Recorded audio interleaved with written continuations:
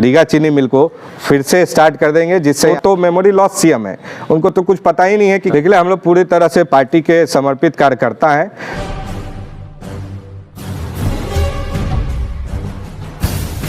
Sir, आप सीहोर दौरे पे हैं, कुछ कहना चाहेंगे सर? देखिए, जैसा कि मैं अभी आपके मित्र को मैंने बयान दिया कि भारतीय जनता पार्टी बिहार प्रदेश के यशस्वी प्रदेश अध्यक्ष आदरणीय सम्राट चौधरी जी के नेतृत्व में उनके टीम में मुझे सह कोषाध्यक्ष की जिम्मेदारी मिली,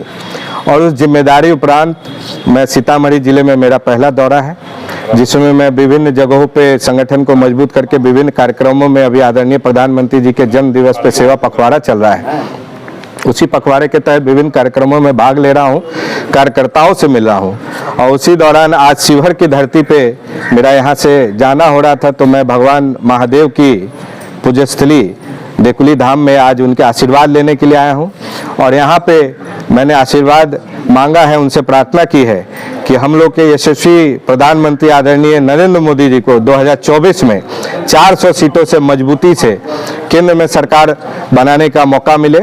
और 2025 में आदरणीय प्रदेश अध्यक्ष सम्राट चौधरी जी के नेतृत्व में बिहार में भी भाजपा की मजबूत सरकार बने, जिससे हम लोग बिहार को भी और भी दूसरे राज्यों के अपेक्षा हम लोग इसको भी नंबर 1 पे ले जा सके, जिससे हमारे क्षेत्र का, हमारे राज्य का और हमारे सभी क्षेत्रवासियों का विकास हो। सर, लगातार आपका क्षेत्र का दौरा हो रहा है। अभी हाल के दिनों में गृह मंत्री जो हमारे जो भारत के गृह मंत्री है वो बिहार के मधुबनी जिला में आए थे, वहाँ भी काफ़ी सक्रिय तौर पर भूमिका आपको निभा रहे थे, तो कहने कि इसके पीछे उद्देश्य क्या है सर आपका? देखिए, हम लोग संगठन के सिपाही हैं और भाजपा के सिपाही हैं, और पार्टी को मजबूत करने के लिए हम लोग विभिन्न जिलों में दौरा करते हैं। उसी सिलसिले में जो हमारे लोकसभा प्रवास योजना के तहत हम लोग के देश के कर्मठ और यशस्वी गृह मंत्री आदरणीय अमित शाह जी का झंझारपुर में दौरा था, और उसी दौरे में मुझे भी जिम्मेदारी मिली थी वहाँ की व्यवस्था देखने के लिए। तो उसी व्यवस्था के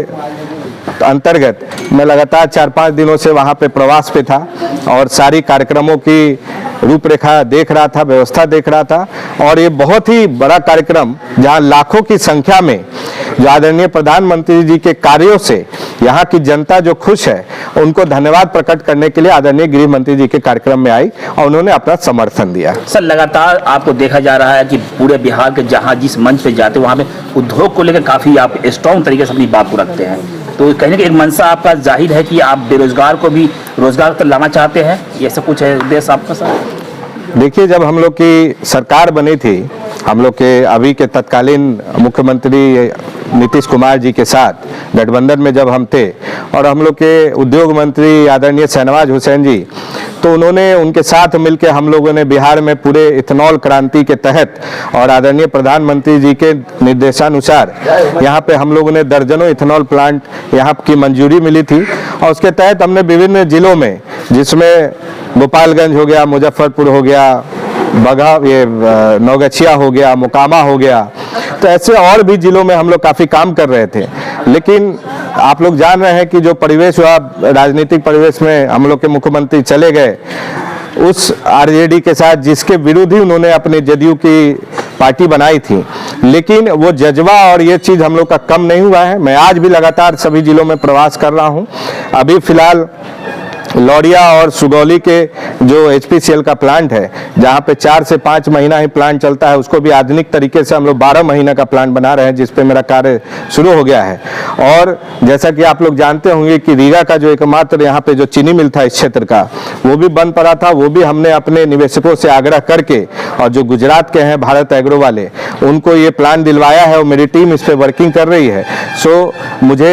आशा ही नहीं, उम्मीद है कि आगे आने वाले विगत 2-3 महीनों में, 4 महीनों में हम लोग जल्द ही इस प्लांट को, रीगा चीनी मिल को फिर से स्टार्ट कर देंगे, जिससे यहाँ के जितने भी हजारों लाखों किसान परिवार और जो युवक हैं उससे जुड़ जाएंगे, और इसको भी, इस भारत देश का हम लोग सबसे आधुनिक चीनी मिल बनाएंगे, जहाँ पे इथेनॉल का भी प्रोडक्शन होगा, 12 महीना ये प्लांट चलेगा। भाजपा के प्रदेश कोषाध्यक्ष के पद से आप हैं सर। आप सबसे ऐतिहासिक मंदिर सीहोर जिले का देकुली धाम है, जिसमें लाखों आशाएं, इससे आस्था जुड़ा हुआ है, उम्मीद जुड़ा हुआ है, इनके बारे में कुछ कहना चाहेंगे सर आप? आपके चैनल से मैं बताना चाहता हूं कि मेरा जो बचपन है यहीं रीगा में ही बीता है, और मैं जब बचपन में था तो अपने नाना जी के तहत के साथ, उन लोगों के साथ मैं यहाँ पे जब भी वार्षिक मेला लगता था और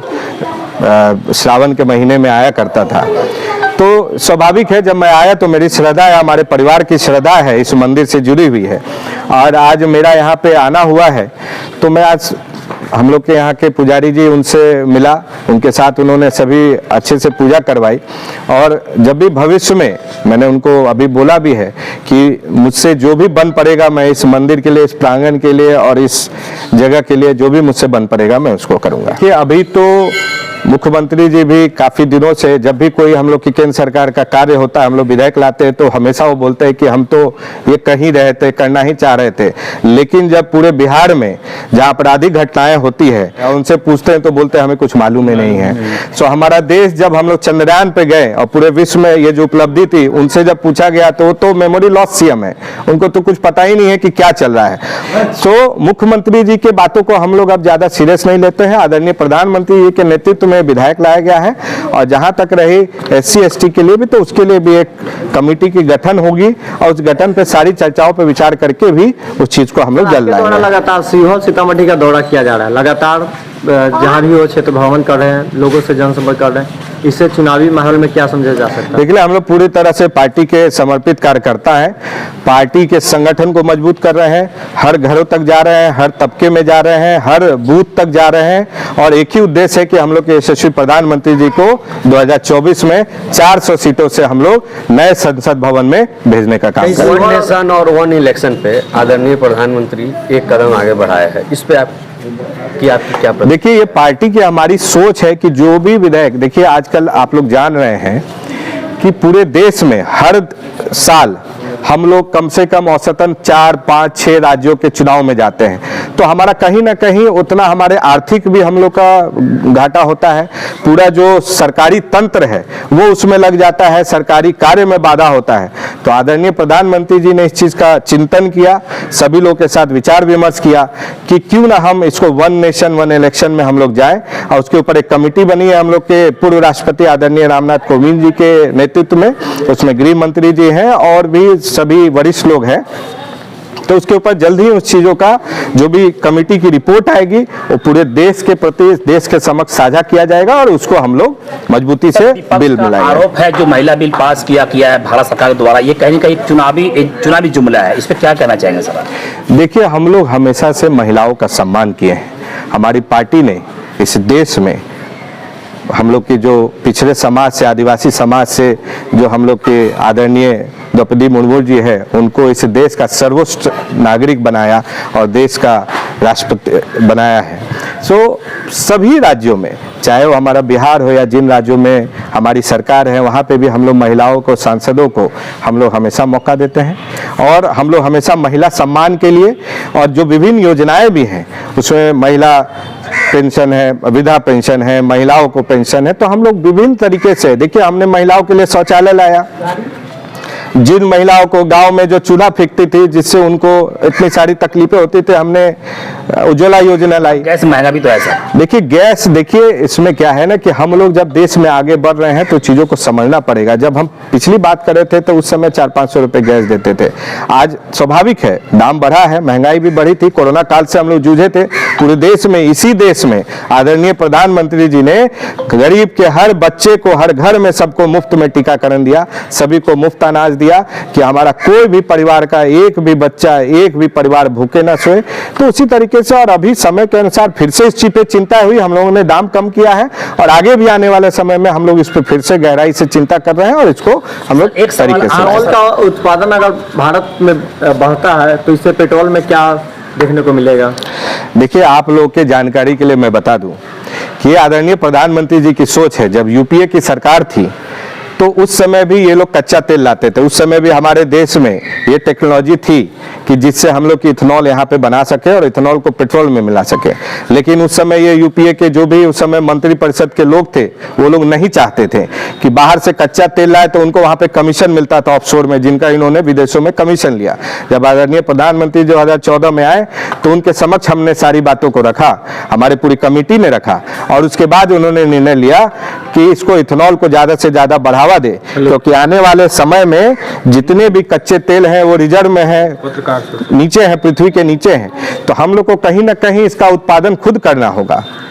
और ये हमारे दिनचर्या की चीज है। तो हमारा देश तो कृषि प्रधान देश रहा है और आदरणीय प्रधानमंत्री जी ने 2021 में ग्रीन एनर्जी पॉलिसी लाई, जिसके तहत उन्होंने अनाज से इथेनॉल बनाने का उन्होंने पूरे देश भर में परमिशन दिया और जिसके तहत अभी हम लोग सीतामढ़ी में इथेनॉल का प्लांट कब लगेगा? देखिए, अभी जो हम लोग को जो पहले फेज में जब हमारी सरकार थी और मुहिम मिली तो उसमें हम लोगों ने मुजफ्फरपुर, मधुबनी, बेगूसराय, उसके बाद नालंदा हो गया, मोकामा हो गया, भागलपुर हो गया, उसके बाद बक्सर हो गया, इन सब जिलों में हम लोग को परमिशन मिला था, जिससे हम लोग काम कर रहे हैं। और उसके बाद सरकार चली गई तो ये सरकार उदासीन है, लेकिन हमारा प्रयास है और इसके तहत अभी हमने लौरिया सुगौली में इसको एक्सपेंशन लिया है, रीगा के काम को हाथ में लिया है, इसको भी हम स्थापित करेंगे। और 2025 में हमारी सरकार, जब राज्य की सरकार यहाँ पे मजबूती से आप लोग के आशीर्वाद से यहाँ पे बनेगी तो हम लोग इसको, बिहार को, इस देश का इथेनॉल हब बनाएंगे। लास्ट सवाल आपसे यह है कि सर, बिहार के साथ साथ शिवहर जिले में भी कहीं एक चर्चा आपके नाम पर हो रहा है। काफी यूथ पावर जो है आशुतोष शंकर को लेकर काफी उत्साहित है। तो अगर आपको मौका मिलता है लोकसभा चुनाव में तो क्या इसमें आप आजमाएंगे अपने आप को? देखिए, हमारी पार्टी संगठित पार्टी है, संगठन की पार्टी है। वहाँ पे शेष नेतृत्व तय करता है हर कार्यकर्ताओं की जिम्मेदारी, और कार्यकर्ता के होने के नाते पार्टी ने मुझे अभी सह कोषाध्यक्ष की जिम्मेदारी दी है और साथ साथ सीतामढ़ी, शिवहर, इन सभी जिलों में संगठन मजबूत करने की जिम्मेदारी दी है। तो जिसके तहत मैं सभी मंडलों में हमारे पार्टी के प्रदेश के हम लोग के यशस्वी मंडल अध्यक्ष लोगों के नेतृत्व में हम लोग शक्ति केंद्रों पे, बूथों पे जाके हमारी पार्टी को मजबूत कर रहे हैं। वोटर लिस्ट हम लोग बना रहे हैं और आदरणीय प्रधानमंत्री जी के द्वारा किए गए कार्यों को समाज के सभी वर्गों तक जाके उनको बता रहे हैं। अगर सब मौका मिलता है तो सर देखिए, पार्टी जो भी जिम्मेदारी तय करेगी, एक अनुशासित संगठन के नाते, संगठनकर्ता होने के नाते, पार्टी के कार्यकर्ता होने के नाते पार्टी जो भी जिम्मेदारी देगी उसको हम लोग मजबूती से निभाएंगे। बस इतना ही। छोटी बड़ी खबरों के लिए आप एमएच न्यूज चैनल को सब्सक्राइब करें, लाइक करें, शेयर करें। अगर आप इस न्यूज को फेसबुक के माध्यम से देखना चाहते हैं तो आप हमारे पेज को लाइक जरूर करें और अच्छा लगे तो हमें कमेंट का सुझाव जरूर दें। हम आपके सुझाव का भी स्वागत करेंगे। धन्यवाद।